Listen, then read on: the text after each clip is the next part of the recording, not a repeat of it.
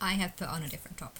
I My last video cut off because it was saying the battery was low and I needed to plug my computer in. But anyway, I was talking about illegal. I think it's a good idea to when talking to a crowd to mention the part illegal immigrants, because if people here are here, if people are here illegally, you know, no one should complain about that because they're not legally here. And if other people have worked really hard to get into this country legally, then people shouldn't feel like they're going to be sent back um, because of but I think behind closed doors, I think there should be a difference between what you tell the public and what is actually going on behind closed doors. It's for this reason that I don't want to judge anything when it comes to the government. I do not know what is going on in the government. I know what the government is showing us, but I don't actually know that because I only see small clips on social media, and I don't trust the BBC News. I don't trust any of the main broadcasters. Why? Because Christ is here, God is here. I've been proving it every day through this weird conversation that I seem to be having with my higher self through time and space, and they're not reporting on any of that. So I know for a fact that they are not reporting on the right stuff. Are they not reporting it because they don't know about me? Or are they not reporting on it because they are just misleading the people into thinking that that nothing has changed or anything? I don't know what they're doing, but what I know is I don't trust what it is that they're doing. And in that same way, I know that if I show support to TYT, it's not because I'm showing support for what they're saying, it's because I want to make it look like I'm showing support for what they're saying. And in that same way, I don't know what the government know. I do not have the facts on, how many people, Islamic people. I would love to know if there's a study, how many people have actually come here, Islamic people have come here through the legal system. So how many Islamic people are legally here? How many Islamic people are not illegally here? If you're focusing the whole topic on we're trying to get rid of illegal migrants, then great. People who are not not legally here should not be here, hence they need to be sent back. But I think the reality of the situation is that some people who are not legally here are actually helping the community, are actually able to fit in, are actually doing good for the community. And some people who are are legally here might actually be doing the opposite. They might actually be going on about how this woman who was, I guess, Islamic, even though she wasn't really declaring herself as Islamic, but she was complaining in the sauna. She was complaining about the government and how they're not doing the right things because kids are not eating the right stuff, and if they could only just she was going on about if kids don't eat the right food, they're going to end up with health problems and it's going to cost the system far more. But she was kind of complaining about everything that the government were doing, even though illegal immigration, the Islamic community not fitting in, not blending in, and just complaining about everything. Even that, I see that as being the bigger thing. She didn't see that as the bigger thing. She was coming here wanting to change, wanting to make laws, and I think she wasn't seeing the bigger picture. And I was trying to question her about her thoughts on illegal migrants and stuff, and that's when she started saying how beautiful Islam was and stuff like that. And I was just like, yeah, you're one of the people that are not helping. But yeah, I think whatever you show to the public is different from whatever needs to go on behind closed doors. We don't want the boats. The boats are people that could be dangerous. They could be jihadists. They could be any type of it. I think if someone's come here illegally on a boat, I think that says so many alarm bells, because it's like, why did they have to do that? Why couldn't they afford a plane? Why couldn't they just pretend to have a holiday and then stay like a lot of people? I mean, that's bad and it shouldn't happen. But I think there are two types of people. Some that have a sort of Western way of thinking. Some that, I think that England people and French people are very, very similar. Okay, one speaks French and one speaks English, so they might have different languages, but mentally they think the same way. And if people are thinking the same way, living in the same country, then they're not causing much of a problem, because we all agree on the same things. If we play badminton, we all think we have to wear sports gear. If you're playing a sport, you wear sports gear. That makes sense. And so, if you're playing badminton and people are covering up, just looking like triangles, or just looking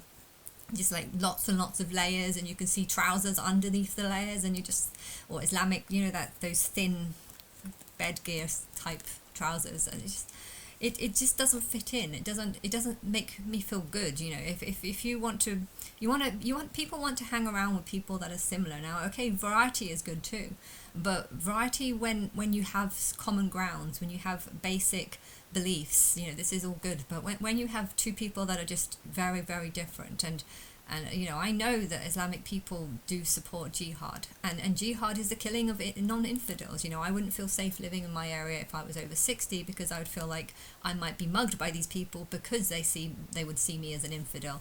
Or if I was to continue doing massage now, I feel like I wouldn't feel as safe, because I feel like they don't respect masseuses, and they might not want me in this area because of the job that I was doing and stuff. And when you have people that are so different that they'll actually get violent to you because of having different beliefs, this is not nice. This is not nice how to live. It's not nice living like this. And also when you go in Birmingham, a huge number of shops have like Islamic writing, or just writing that you don't understand, like different language, so that the high streets don't look British any longer. They look like you've just gone into a third world country where they speak a different language, and a lot of the shops are not spoken in English. And it's fine to have areas where if you want a curry, it's nice to go to an area where you can get that, or a Chinese area. But to feel so different that you feel like you've just gone into a different country, but not a nice, like a third world country. People leave third world countries for a reason. So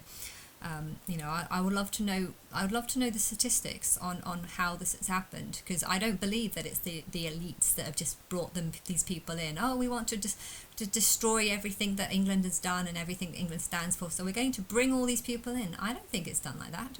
I think it's done through people marrying, and if Islamic people can marry 10 people, they're going to start bringing Sharia law in, which would allow them to have multiple marriages. And marriage should be a dedication towards a person. Now, how can you be dedicated to your wife in Pakistan if you're also married to someone in England? I think that should be one of the things that are ruled out.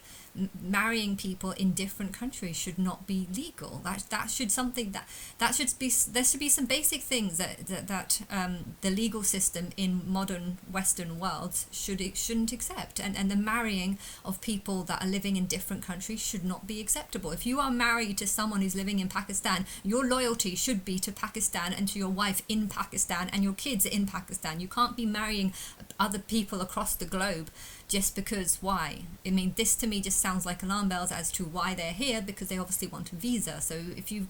I think that should be something that should get definitely stamped out. It should be illegal to marry someone in a country when you are married to other people, someone else in a different country. To marry two people in the same country, in the same area, it's mildly acceptable. Although I have heard of one guy who came to England, had a bunch of kids with one person, and then left and had a bunch of kids with someone else in the same country, and now you've got all those kids living off the state, or because they can't afford to live without the funding. I just think I think if you have to be fair, to have to have two families. My sister really wanted kids, and she had one with someone who died, killed himself, and then she met a partner who'd already had a family, and so he technically has two families. But I feel like that works because, one, my sister really wanted a partner, and he's been amazing because he's helped get the older child out of the care system. And not many parents not many guys would be able to put up with the social services in the way that he has. So he really has done an amazing thing for that. He's shown so much loyalty to that child, even though the social services have been pestering him as much as they possibly can, because they get paid to pester people. So they have been harassing my sister and the new partner who's had the whole family experience, and they've been harassing him like crazy because they can, every time they pester people like this, they get paid to do it. So the social services are completely corrupt, and I'm pretty sure it's just about making money for the social services.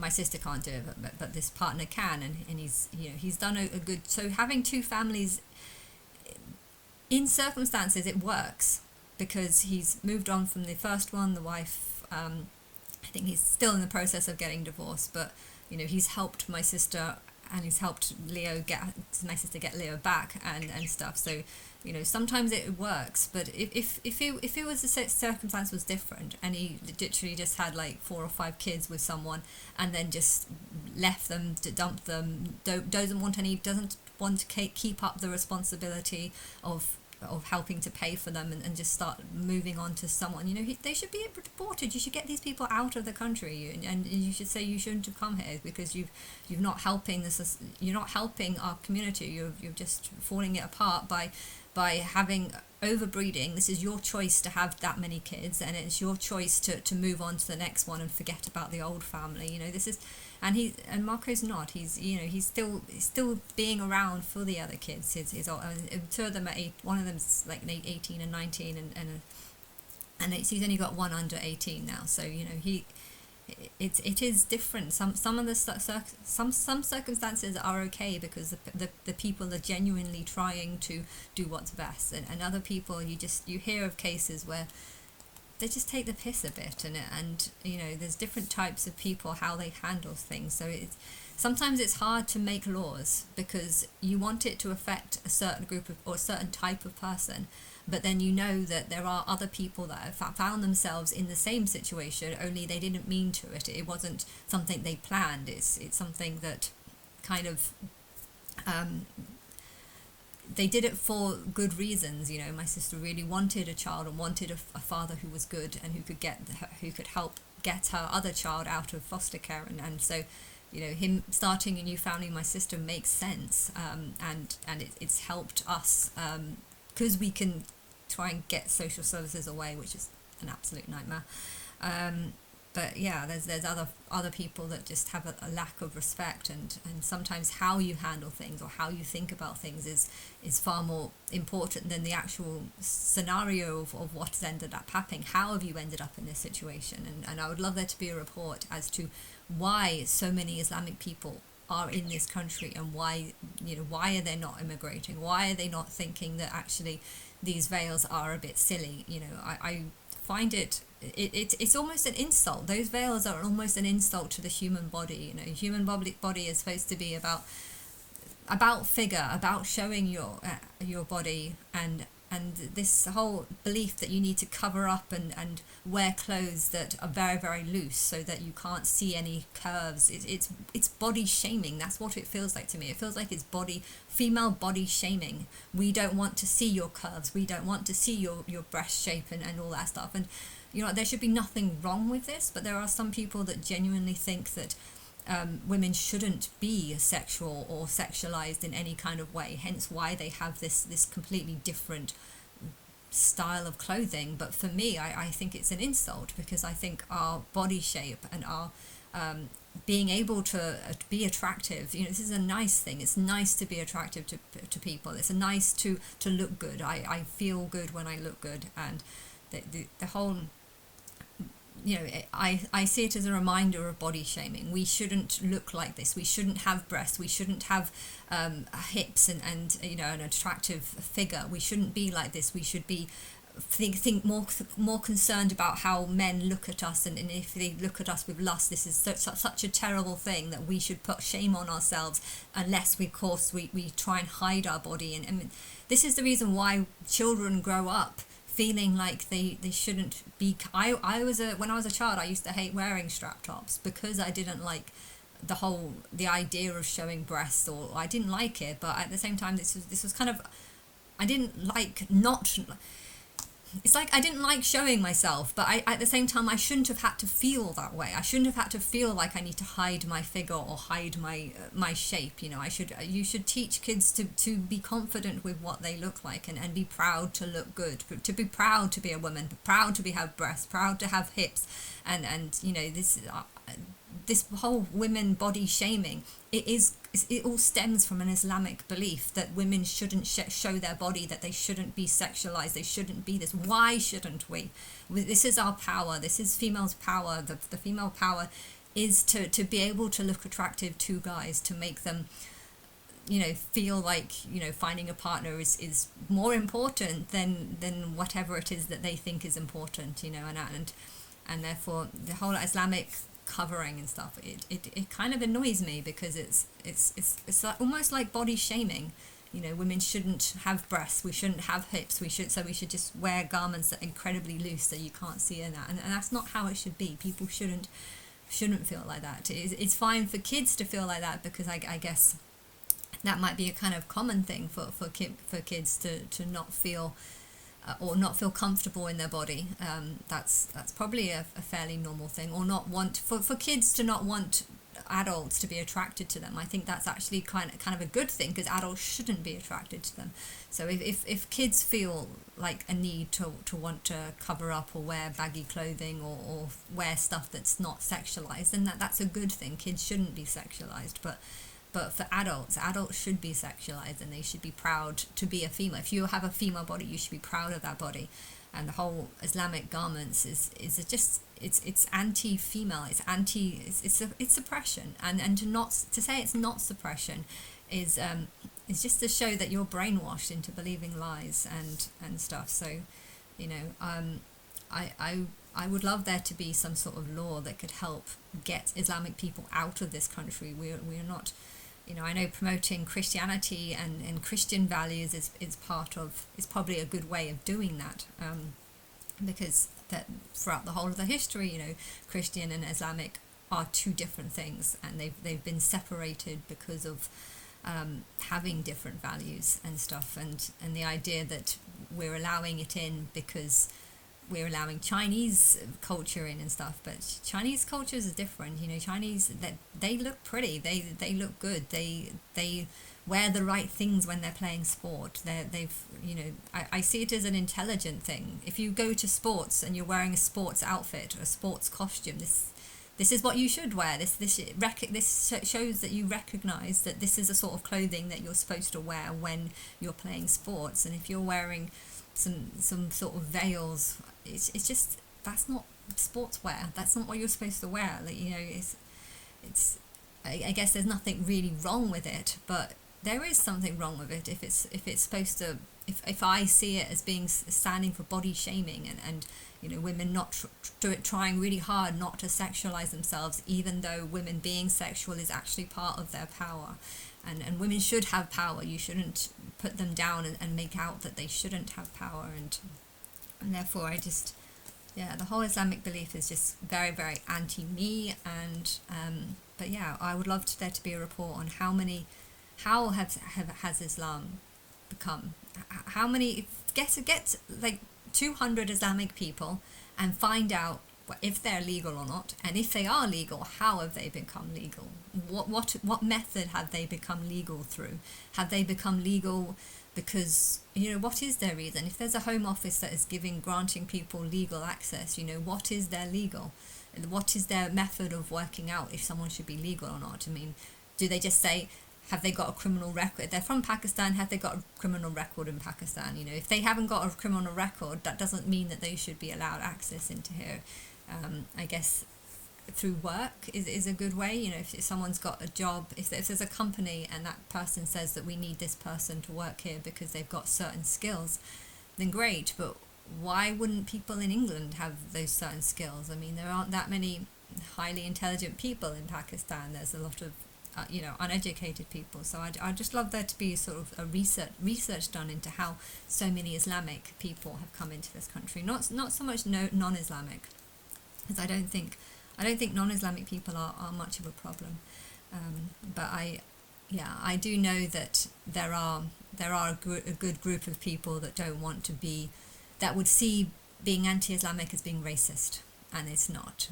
As Islam is a belief, and therefore you should not consider it to be the same as being racist. Racist is judging people by their colour.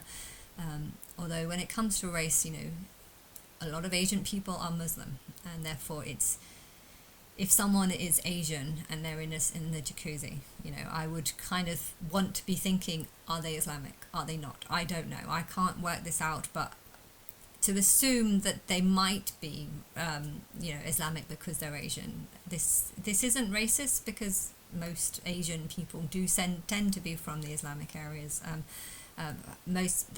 Islam and Asia come from the same kind of area, and a lot of people might think because I'm Asian I must call myself Muslim. But yeah, do they agree with the beliefs and the principles? Do they understand what Islam really teaches? And can they realize that just because there are bad things in Islam and bad things in Christianity, you can't just say that they're bad people everywhere, because most people don't accept, like, if there is a story about Jesus killing people, but most Christians do not accept that story is true. If every Christian in the world heard or read that there's apparently a book where he killed someone, if every Christian read that story, most of them would just say this is a lie, this is not true, we're not accepting this, our Jesus did not kill anyone. But when it comes to Muhammad, if there are all these stories, how many people in Islam would accept that these stories might be the truth? A lot of them would. So that says a lot. Okay, that says a lot, and it's not about race. It's about not caring what their prophet really is like. If you see Muhammad as a good example, then you're not a good example yourself, because you've seen wrong as right, and if you're living here, you're going to cause problems because you see wrong as right, and you're going to go on about how wrong and awful our government is because we're not feeding kids the right diets. Okay, it's important, diet is important, but yeah, I think there's bigger issues than that, and to ignore all those issues and just focus on something different,